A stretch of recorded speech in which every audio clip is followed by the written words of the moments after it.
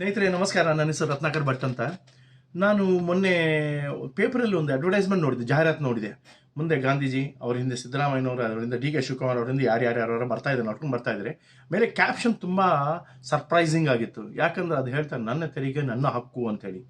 ಇದು ಯಾರು ಹೇಳಿದ್ರು ಗೊತ್ತಿಲ್ಲ. ಫೆಡರಲ್ ವ್ಯವಸ್ಥೆಯಲ್ಲಿ ನನ್ನ ತೆರಿಗೆ ನನ್ನ ಹಕ್ಕಲ್ಲ, ನನ್ನ ತೆರಿಗೆ ನನ್ನ ರೆಸ್ಪಾನ್ಸಿಬಿಲಿಟಿ ಅಂತ ಇರಬೇಕು. ಸ್ನೇಹಿತರೆ, ನನಗೆ ಫಸ್ಟ್ ಬಂದ ಡೌಟ್ ಏನು ಗೊತ್ತಾ, ನಮ್ಮ ಕರ್ನಾಟಕವನ್ನು 3 ಭಾಗ ಒಡಿಲಿಕ್ಕೆ ಏನಾದರೂ ಸಂಚು ನಡೀತಿದ್ಯಾ ಅಂತೇಳಿ. ಇಲ್ದು ಹೋದರೆ well and good, very good, accepted. ಆದರೆ ಸೇಮ್ ಪ್ರಾಸೆಸ್ ಆಂಧ್ರ ಪ್ರದೇಶಲ್ಲಿ ಸಹ ಇದೇ ಥರ ಶುರು ಮಾಡಿದರು.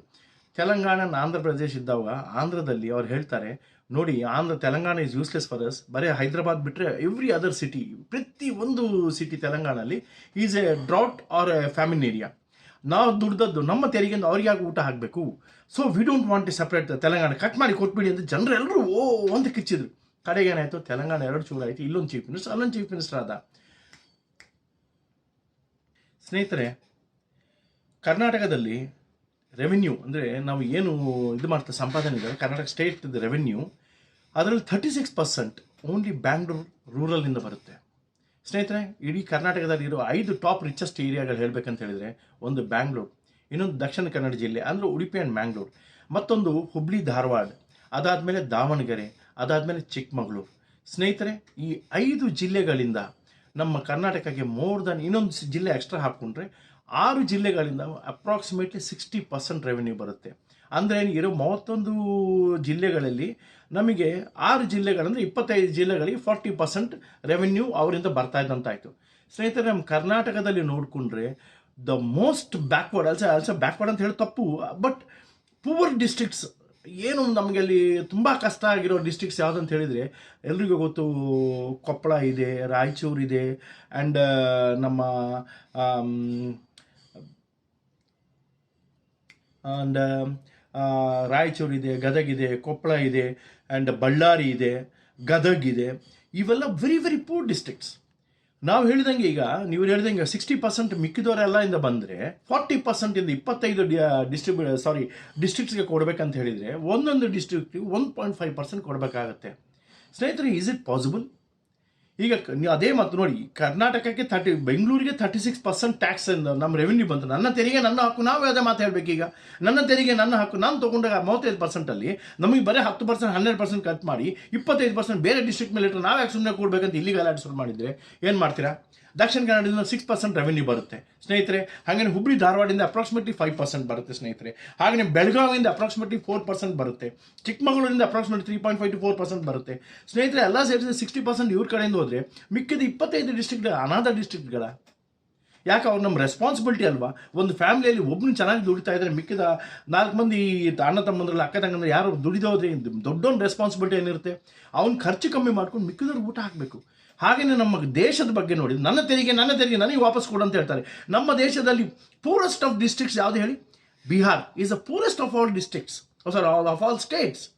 ಬಿಹಾರ್ ಆದಮೇಲೆ ಅರುಣಾಚಲ್ ಪ್ರದೇಶ್ ಇದೆ, ಮಣಿಪುರ್ ಇದೆ, ಮಿಜೋರಾಂ ಇದೆ, ಅದಾದಮೇಲೆ ನಮ್ಮ ಒಡಿಶಾ ಇದೆ ಸ್ನೇಹಿತರೆ. ಇದು ಅರುಣಾಚಲ್ ಪ್ರದೇಶ್, ದೀಸ್ ಆರ್ ಅಸ್ಸಾಂ ಸ್ನೇಹಿತರೆ. ಕೆಲವೊಂದು ಡಿಸ್ಟ್ರಿಕ್ಟ್ಸಲ್ಲಿ, ಕೆಲವೊಂದು ಸ್ಟೇಟ್ಸಲ್ಲಿ ಕನಿಷ್ಠ ವರ್ಷಕ್ಕೆ 3 ತಿಂಗಳು ಬರೇ ನೆರೆ ಬರುತ್ತೆ, ಫ್ಲಡ್ಸ್ ಬರ್ತವೆ. ಕೆಲವೊಂದು ಸ್ಟೇಟಲ್ಲಿ, ಕೆಲವೊಂದು ಡಿಸ್ಟ್ರಿಕ್ಟ್ಸಲ್ಲಿ 50% districts are prominent drought prone. ಏನು ಮಾಡಲಿಕ್ಕಾಗುತ್ತೆ? ನಾವು ದುಡ್ಡು ಸಂಪಾದನೆ ಮಾಡಿ ಅವ್ರಿಗೆ ಊಟ, ಅವ್ರಿಗೆ ಬದುಕಲಿಕ್ಕಿಲ್ವ? ಅವ್ರಿಗೆ ನಾವು ಊಟ ಅವ್ರಿಗೆ ಹಾಕ್ಬೇಕು ತಾನೆ.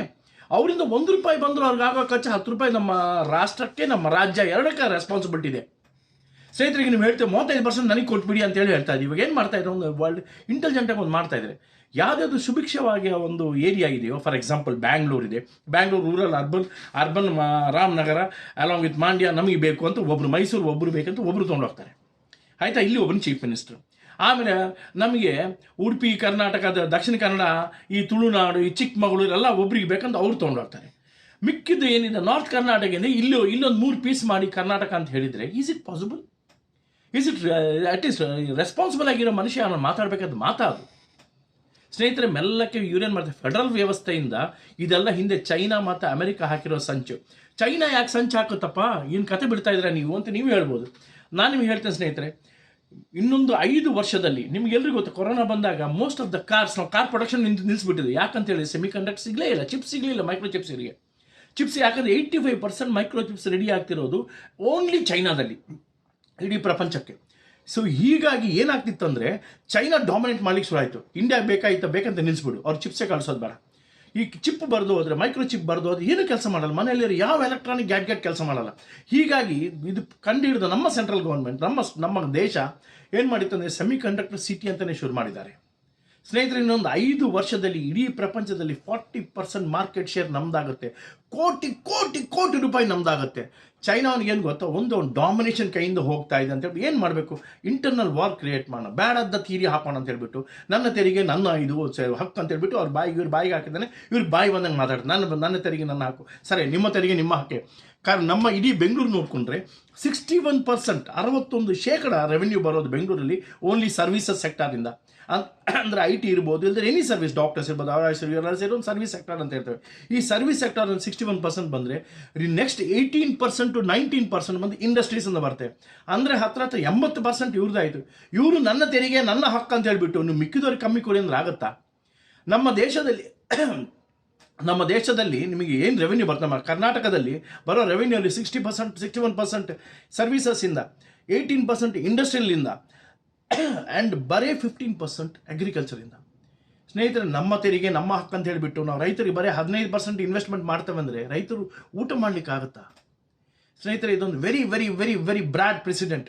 ಯಾಕಂದರೆ ನೋಡಿ, ಮಹಾರಾಷ್ಟ್ರದಲ್ಲಿ ಬಾಂಬೆ, ಎಲ್ಲರಿಗೂ ಗೊತ್ತು, ಮುಂಬೈ 40,000 ಕೋಟಿ ಒಂದು ವರ್ಷದ ರೆವೆನ್ಯೂ ಅವ್ರದ್ದು.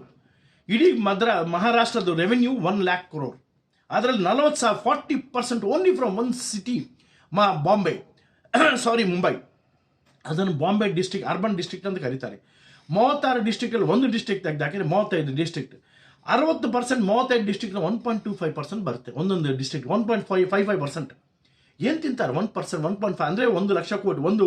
ಒಂದು ಕೋಟಿ ಬಂದರೆ ಇವ್ರಿಗೆ 1.5 ಲಕ್ಷ ಕೊಟ್ಟಂಗೆ ಇವರಿಗೆ. ಯಾಕೆ ಎಲ್ಲ ಡಿಸ್ಟ್ರಿಕ್ಟ್ ನಡೀಲಿಕ್ಕೆ ಆಗುತ್ತಾ? ಓಡಿಸ್ಲಿಕ್ಕೆ ಆಗುತ್ತೆ ಯಾವ್ದಾದ್ರು ಡಿಸ್ಟ್ರಿಕ್ಟನ್ನು?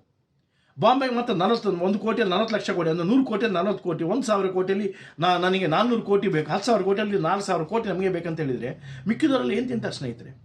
ಮಹಾರಾಷ್ಟ್ರದಲ್ಲಿ 10 districts are always famine in the drought. ನಿಮ್ಮ ಮಳೆ ಇರೋದಿಲ್ಲ, ಏನು ಬೆಳೆಯಲ್ಲ. ಅಂಥವ್ರು ನಮ್ಮ ಜನರಲ್ವಾ? ಅವ್ರಿಗೆ ಊಟ ಹಾಕದೆ ಬಿಟ್ಬಿಡ್ತೀರಾ? ಸ್ನೇಹಿತರೆ, ನನ್ನ ತೆರಿಗೆ ನನ್ನ ಹಕ್ಕು ಅನ್ನೋದಲ್ಲ, ನನ್ನ ತೆರಿಗೆ ನನ್ನ ರೆಸ್ಪಾನ್ಸಿಬಿಲಿಟಿ ಅನ್ಬೇಕು. ಈಗ ಗೌರ್ಮೆಂಟು ಯಾವುದೋ ದುಡ್ಡು ಎಲ್ಲಮ್ಮನ ಜಾತ್ರೆ ಅಂದ ಹಾಗೆ ಬಾಯಿ ಬಂದಾಗ ಆ ಭಾಗ್ಯ, ಮದುವೆ ಭಾಗ್ಯ, ಮಕ್ಕಳ ಭಾಗ್ಯ, ವಿಧವೆ ಭಾಗ್ಯ, ನಮ್ಮ ದೌರ್ಭಾಗ್ಯ. ನಿಮಗೆ ದುಡ್ಡು ಇಷ್ಟ ಬಂದಂಗೆ ಯಾರ್ಯಾರಿಗೆ ಕೊಡೋದಿದ್ರೆ ನೀವು ಸಂಪಾದನೆ ಮಾಡಿಕೊಡೋದು. ಒಂದು ಹೊಸ ಇಂಡಸ್ಟ್ರಿ ಶುರು ಮಾಡಿ ಎಕ್ಸ್ಟ್ರಾ ಟ್ಯಾಕ್ಸ್ ತಂದುಕೊಡಿ, ಅದರಿಂದ ಖರ್ಚು ಮಾಡಿ. ಇರೋದೇ 100 ರೂಪಾಯಿ ಅಂದರೆ ಅದರಲ್ಲಿ 80 ರೂಪಾಯಿ ದಾನ ಮಾಡ್ತಾನೆ, 20 ರೂಪಾಯಿ ಉಳಿತು. ಅದಕ್ಕಂತೇಳಿ ನೀನು ಕೊಡಲಿಲ್ಲ ಅಂತ ಇನ್ನೊಬ್ಬರ ಮೇಲೆ ಜಗಳ ಆಟ ಮಾಡೋದು ಅದೆಷ್ಟು ಮಟ್ಟಿಗೆ ಇಂಟೆಲಿಜೆಂಟ್ ಅಂತ ನನಗೆ ಗೊತ್ತಾಗಲಿಲ್ಲ. ಮತ್ತೊಂದು ವಿಷಯ ಸ್ನೇಹಿತರೆ, ಇಲ್ಲೊಂದು ಈಗ ನನ್ನ ತೆರಿಗೆ ನನ್ನ ಹಕ್ಕನ್ನು, ನನ್ನ ತೆರಿಗೆ ನಾನು ಟ್ಯಾಕ್ಸ್ ಕಟ್ಟಬೇಕು. ನಾನು ಕೇಳಿದ್ದೆ ಇವರಿಗೆಲ್ಲ ಫ್ರೀಯಾಗಿ ಕೊಡ್ತೇನೆ ಅಂತೇಳಿ. ಯಾವುದೋ ಹೆಂಡತಿ ಹೋಗೋದಿದ್ದ ನಾನು ಯಾಕೆ ಟ್ಯಾಕ್ಸ್ ಕಟ್ಟಬೇಕು ಬಸ್ಸಿಗೆ? ಸ್ನೇಹಿತರೆ, ಮೊನ್ನೆ ಯಾರೋ ಫ್ರೆಂಡ್ ಸಿಕ್ಕಿದ್ರು, ಅವರು ಅಳುಮುಖ ಇಟ್ಕೊಂಡು ಕೂತಾರೆ. ಈ was from lower middle class. ಯಾರಂತ ಹೇಳ್ಬಾರ್ದು, ಚೆನ್ನಾಗಿರೋದಿಲ್ಲ. ಆದರೆ ಹೇಳ್ತಾರೆ, ಸರ್ ಫ್ರೀಯಾಗಿ ಸಿಕ್ಕಿದ್ದ ನನ್ನ ನಾದಿನಿಯವರೆಲ್ಲ ಬಂದು, ಹೆಣ್ಮಕ್ಳೆಲ್ಲ ಬಂದು ಮನೇಲಿ ಬಿದ್ದಿದ್ದಾರೆ ಈಗ 10 ದಿನದಿಂದ. ನಾನು ಕಷ್ಟಪಟ್ಟು ಇಲ್ಲಿ ಕೆಲಸ ಮಾಡಿ ವಾಪಸ್ ಹೋಗಬೇಕು. ಹೋದರೆ ಇವ್ರಿಗೆ 10 ಮನೆ, ಇವ್ರಿಗೆ ಫ್ರೀ ಟಿಕೆಟ್. ಅಲ್ಲಿಂದ ಹತ್ತಿದ್ದು ಇಲ್ಲಿ ಬಂದು, ಇಲ್ಲಿ ಹತ್ತಿದ್ದು ಇನ್ನೊಂದು ಕಡೆ, ನಾಳೆ ಇಲ್ಲಿಂದ ಇನ್ನೊಂದು ತಂಗಿ ಹತ್ರ ಮನೆಗೆ, ಅಲ್ಲಿಂದ ಇನ್ನೊಂದು ತಂಗಿ ಮನೆಗೆ ಹೋಗ್ತಾರೆ. ಒಂದು ತಿಂಗಳಲ್ಲಿ 20 ದಿನ ಫ್ರೀಯಾಗಿ ತಿರುಗ್ತಾರೆ ಟಿಕೆಟ್ ಇಟ್ಕೊಂಡು. ಯಾರಿಗೆ ಕಷ್ಟ ಆಗ್ತದೆ ಈಗ? ಸ್ನೇಹಿತರೆ, ಒಂದು ಫ್ರೀಯಾಗಿ ಕೊಡೋದು, free is always dangerous. Anything which comes free is dangerous. ಇನ್ನೊಂದೇನು ಗೊತ್ತಾ, ನನ್ನ ತೆರಿಗೆ ನನ್ನ ಹಕ್ಕು ಅನ್ನೋದು ಏನೇನು ನಡೀತಾ ಇದೆಯಲ್ಲ, ಇದು ದೇಶವನ್ನು ಹೊಡಿಲಿಕ್ಕೆ ಒಂದು ಸಂಚು ಥರ ಫೆಡರಲ್ ವ್ಯವಸ್ಥೆ ಏನಿದಲ್ಲ ಅದನ್ನು ಮುಗಿಸ್ಬೇಕಂತೇಳಿ. ಅದು ಅಲ್ಲೇ ನಿಲ್ಲೋದಿಲ್ಲ.